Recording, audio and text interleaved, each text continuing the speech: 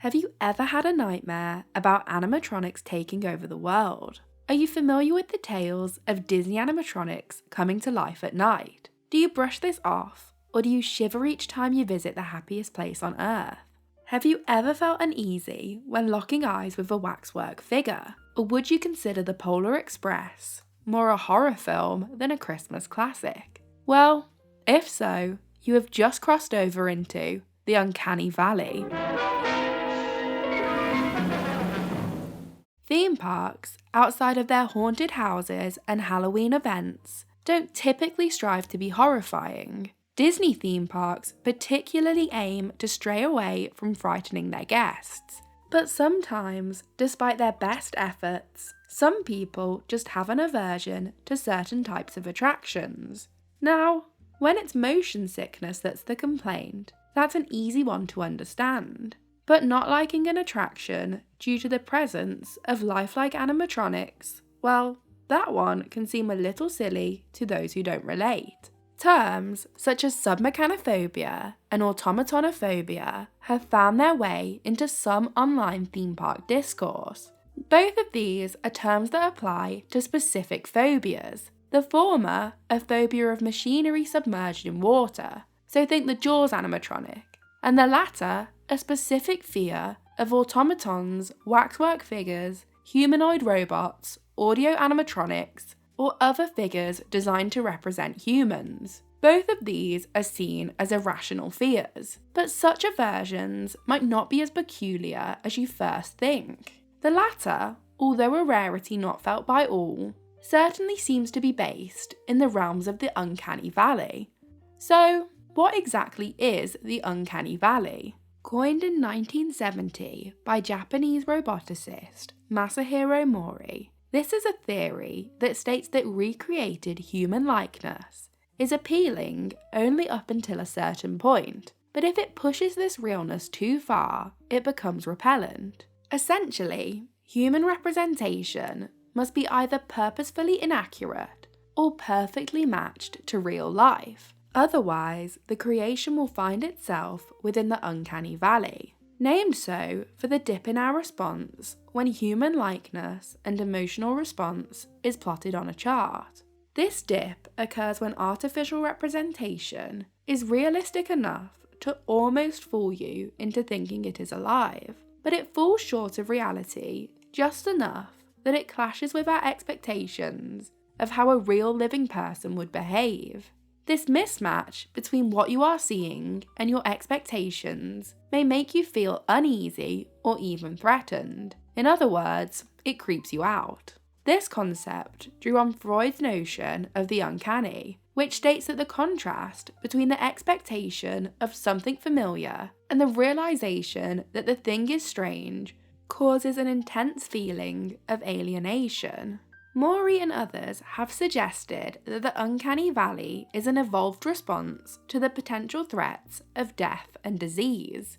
Because when something is human-like but not quite lifelike, it may evoke the same response that people feel when they encounter something that is dead or dying.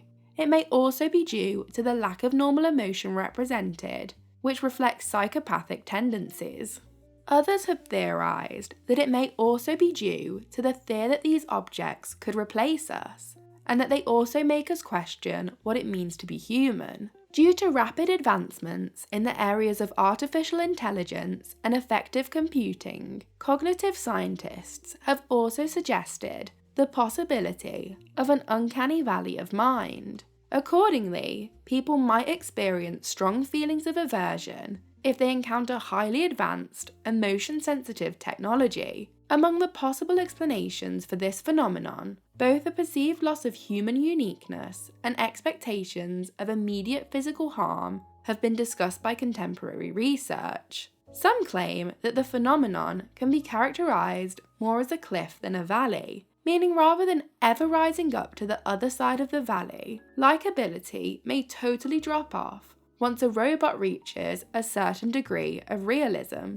Essentially, even if a recreation of human life was perfectly accurate, the simple knowledge that it is a recreation is enough to make it feel uncanny. But no matter how you look at it, it seems that the aversion to animatronics might not be that odd. This certainly makes the business of animatronics a rather tricky one. However, on the whole, theme parks, particularly Disney, have managed to avoid falling into the uncanny valley. So, how come we don't all find Pirates of the Caribbean or the Carousel of Progress to be nightmare fuel? When Walt Disney came to planning Disneyland, he knew he wanted to create animatronics for the park. During various vacations, Walt Disney would often purchase souvenir wind-up toys and automatons. He was fascinated by the way these objects could move and evoke emotion. One was a small bird that he gave to Wathel Rogers, one of his studio technicians, ordering him to take it apart and learn how the object worked. It was this that sparked Walt's desire to create mechanized humans for his theme park, a risky endeavor in regards to the uncanny valley. Walt was of course successful in his endeavour to create lifelike mechanisms, resulting ultimately in the development of audio animatronics. From a technical standpoint alone, developing the first audio animatronic was an amazing accomplishment, but it was also an impressive feat from an entertainment standpoint. In order to stop the audio animatronics from looking like zombie puppets with herky-jerky motions, Disney applied what they had learned from animating the human form to the job of mechanizing it. Early trials with the audio animatronics had been programmed by the technicians who had made them, but these didn't prove too successful. These technicians had successfully got the figures to move in the desired motions, but Walt was not satisfied.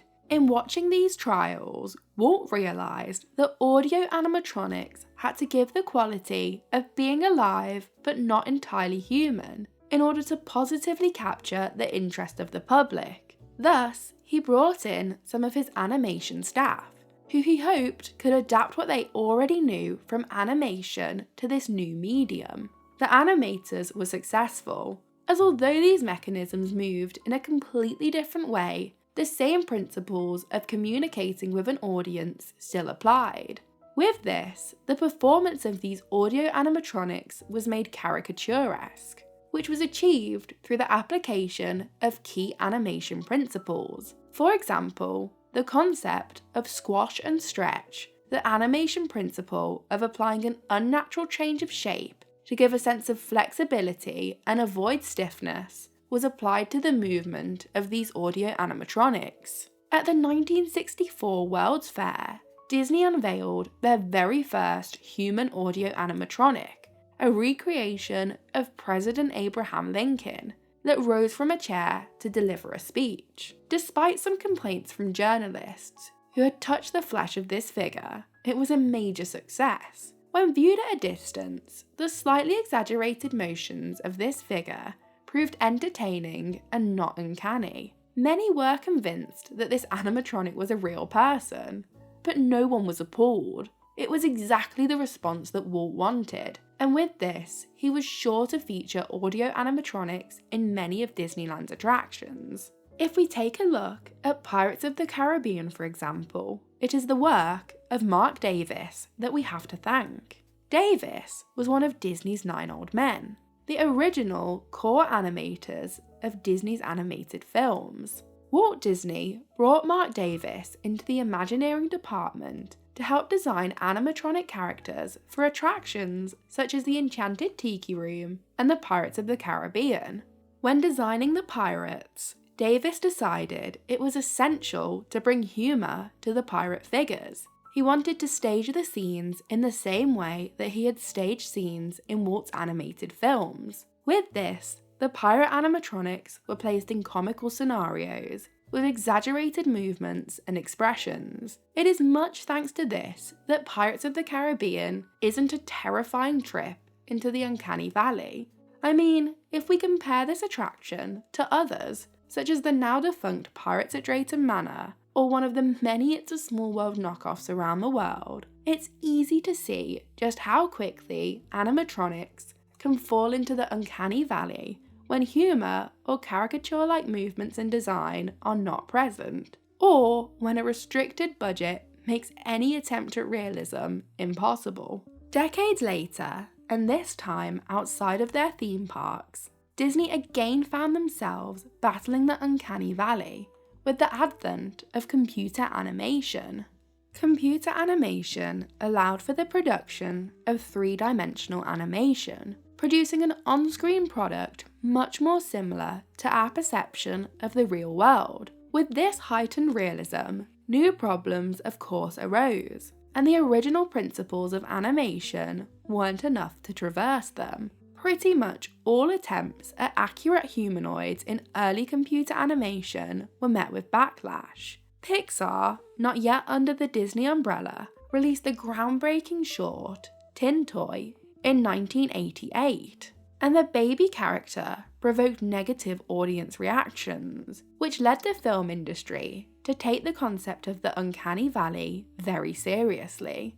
It's because of this that in their early films, Pixar focused on non-human characters. In most early computer animated films, toys, bugs, robots, monsters, and penguins take center stage, and humans are pushed to the sidelines, if they are present at all. DreamWorks also caught onto the issue rather quickly. In fact, during early test screenings of the film Shrek, children showcased feelings of anxiety in response to the character Princess Fiona. As a result of this, the filmmakers edited her appearance prior to the film's theatrical release, to give her a more cartoon-like appearance in order to prevent the uncanny valley effect. Despite this, other studios still gave it a go. In 2001, the very first photorealistic computer-animated feature film, Final Fantasy: The Spirits Within, was released, and predictably, it was met with negative reviews due to its near-realistic yet imperfect visual depictions of human characters. The same was true of 2004's Polar Express. Both films utilised motion capture to create more lifelike computer animation of humanoids, but the result was more zombie-like than an authentic reflection of human movement. Yet, what was achieved, terrifying or not, clearly struck Disney's interest, as in 2007, the Walt Disney Company set up a joint venture animation facility with Image Movers, the company behind the Polar Express. This new company, Image Movers Digital, only ever made 2 films, A Christmas Carol and Mars Needs Moms, before it closed operations in 2010, as Disney were not too happy with the audience responses to these films. No matter how hard they tried, the uncanny valley was not going to stop. In order to overcome this issue with modern computer-based animation, Disney and Pixar have gone down the route of creating computer-animated humans with way over-exaggerated features. I mean, just take a quick look at the computer-animated princesses, and you'll see that their proportions are well off. This might seem weird, but it's far less unsettling than what would have been produced if Disney tried to make them look more lifelike. I don't think Frozen would have been the hit it was if Elsa looked like something out of the Polar Express. Accurately representing the human form is a tricky thing to do. Accurately representing the human form in motion, well, that's even harder. Thus, problems like this have certainly not gone away. More recent examples include the 2019 film adaptation of Cats, criticised for its unsettling humanoid felines, and 2020's Sonic the Hedgehog, which was delayed for 3 months to make the title character's appearance less human and more cartoonish, after an extremely negative audience reaction to the movie's first trailer. We've also seen these same complaints arise with CGI face reconstruction, such as with Princess Leia in Star Wars Rogue One or Jeff Bridges in Tron Legacy. As far as computer animation is concerned, I don't think we'll see Disney risk a too lifelike princess anytime soon. Robotic technology is currently experiencing a similar thing, as while the technology accelerates, the problems of the uncanny valley provide a greater hurdle than ever before. I'm sure we've all seen the videos of human-like robots, such as the Actroid robots, Hanson Robotics Sophia, and so many more creepy, soulless robotic humanoids. As a result of this, the most acclaimed commercial robots have been largely distinct from the human form. Robots like Sony's Aibo, a mechatronic pet dog, and Jibo, a robot that has been described as socially charming, have been physically abstracted and exaggerated in order to appeal to a broader audience.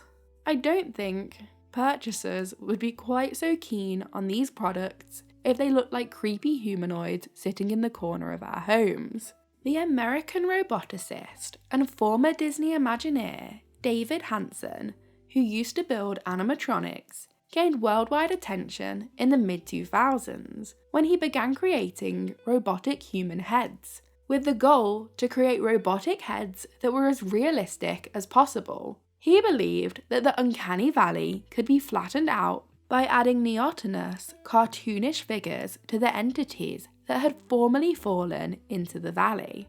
Essentially, he believes in applying the animatronic and computer animation principles of avoidance to the world of robotics. Despite the issues of the Uncanny Valley, Disney is still having a go at creating their very own lifelike robots. They recently unveiled a robot that can imitate human facial movements. The robot utilizes a system which identifies people and then selects an appropriate lifelike gaze to respond with appropriate human-like behavior. The robot has a sensor in its chest and features a layering of simple motor movements to create increasingly complex responses, resulting in closely authentic responses. Disney Research explained in their paper, gaze has been shown to be a key social signal, shaping perceptions of interaction partners. For example, people who make more eye contact with us are perceived to be similar to us, as well as more intelligent, conscientious, sincere, and trustworthy. Human gaze conveys emotion and is key to social interactions. But along with this, Disney is also working on a system that will utilize AI to allow these robots to also respond with dialogue that is not only relevant, but also emotionally appropriate and consistent. They want to give these robots dynamic, empathetic responses, which will create a conversational foundation of empathy and trust between guests and these robots. In regards to the Uncanny Valley, this all seems like a big risk to take. If we look at the uncanny cliff theory, no amount of realism should be able to overcome making us feel uncomfortable. Or if we take into account the uncanny valley of the mind, the AI conversation may just make things worse. But, of course, to allow such theories to hold progress back would be wrong.